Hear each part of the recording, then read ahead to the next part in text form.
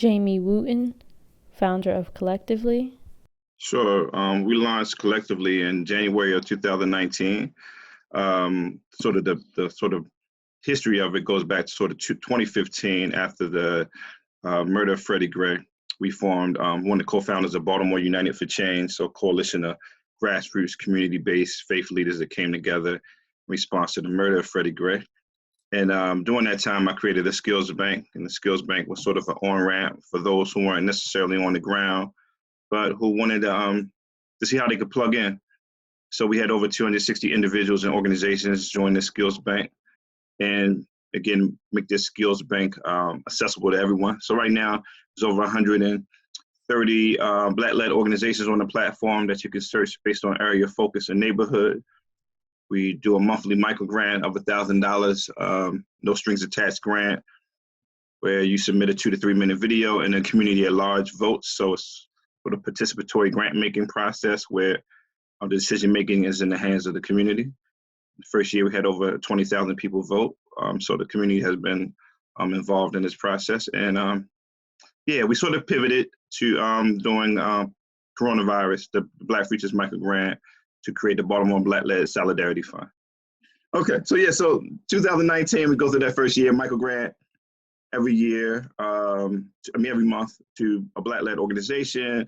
Fast forward March of COVID hits in March, and we sort of reimagined the Black Futures Micro Grant to create the Baltimore Black-led Solidarity Fund with the goal of providing 50 $500 micro grants to Black-led organizations in Baltimore. So we always said we didn't have to wait for new data. We were clear that we had 400 years of data and that our communities were going to be impacted. And so we just jumped out there right away. We passed our goal. We reached 100 micro grants for Black-led organizations, ranging from 500 to about 2,000. Then we just made one for 5,000 in partnership with the Center for Religion and Morgan State.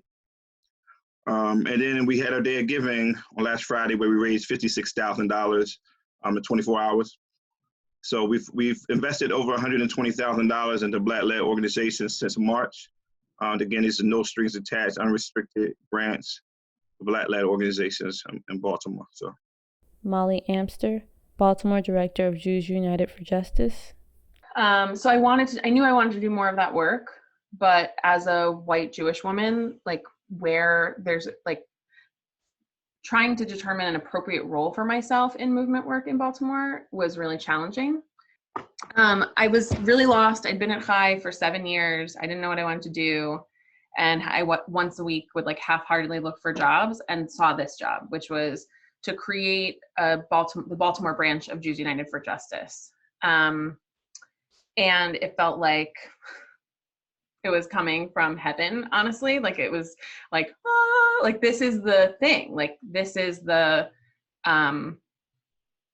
work I want to be doing, right? Like it's doing racial and economic justice work, but it's organizing my community.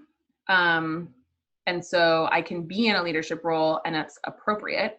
My friend, Karen Moratz, who runs Jewish Community Action in the Twin Cities in Minnesota. So it's a very similar organization to JFJ, talks about our job as being one of making the Jewish community capable of helping to bring about the change that we want to see in the world. So it's not just about doing the work, but it's also about educating our community and bringing them into the work to help contribute. And that in Baltimore in particular can be a really uphill battle sometimes. The Baltimore Jewish community is just very different from the DC Jewish community that I grew up in. It's much more politically conservative. It's the largest Orthodox Jewish population per capita in the country. And that has a huge effect on the community's politics, which make it much more right-wing and conservative than the DC Jewish community.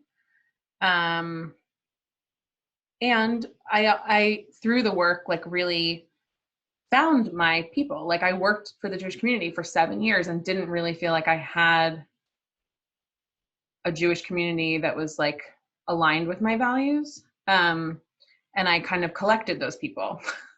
And so 7 years, so 6 years later, it'll be 6 years in like a couple weeks. There's a new synagogue here that I belong to called the Hinenu, the Baltimore Justice Shtibel. Shtibel is like a word, a Yiddish word for like small synagogue.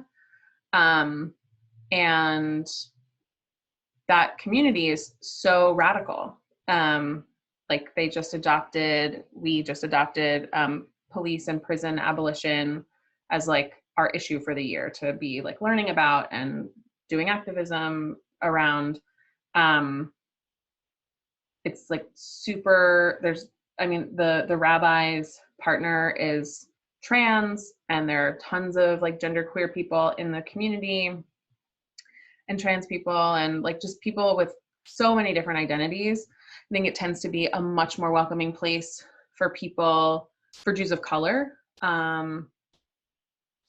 It's incredible, and it's not something I would have thought possible 6 years ago. Lydia Walter Rodriguez, Baltimore Regional Director of CASA.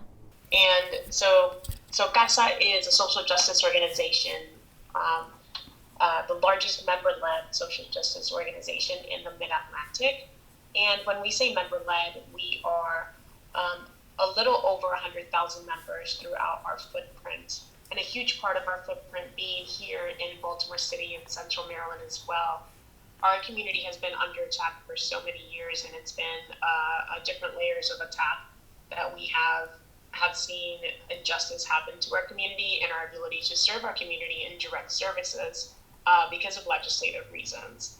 And the coronavirus, essentially what it did is it uplifted so many of those hardships that were already being lived in immigrant Black and brown families throughout Baltimore City, throughout Central Maryland. And it heightened a lot of the injustices that we were fighting. And many of our members are activists who have been leading these fights, directly impacted immigrant community members and working class families. Now, because of COVID, we're completely left out of any stimulus packages or any direct benefit support, and had been leading the way in activism to liberate their own